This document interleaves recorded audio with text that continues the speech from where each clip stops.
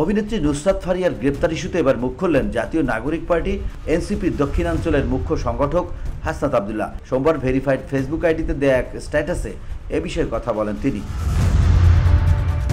পোস্টে হাসনাত আব্দুল্লাহ লিখেন, সরাসরি হত্যাকাণ্ডে জড়িত খুনিকে দেশ থেকে নিরাপদে বেরিয়ে যাওয়ার সুযোগ দেওয়া হয়। শিরিন শারমিনকে রাষ্ট্রীয় তত্ত্বাবধানে বাসায় গিয়ে পাসপোর্ট করে দেওয়া হয়। দ্বিতীয় ট্রাইব্যুনাল জানুয়ারিতে হওয়ার কথা থাকলেও মে মাসে এসেও শুরু হয়নি। তিনি লেখেন, ইন্টারিয়াম 626 জনের লিস্ট কোথায়? বসুন্ধরা, উত্তরা, বনশ্রী, কুড়িল ও বাড্ডা সহ রাজধানীর বিভিন্ন স্থানে অভিজাত ও অত্যাধুনিক মানের ফ্ল্যাট কেনার এক নির্ভরযোগ্য প্রতিষ্ঠান প্লেজেন্ট প্রপার্টিজ লিমিটেড। তাই আপনার স্বপ্নের আবাসনের জন্য আজই যোগাযোগ করুন। Pleasant properties limited, where destiny matches eventually।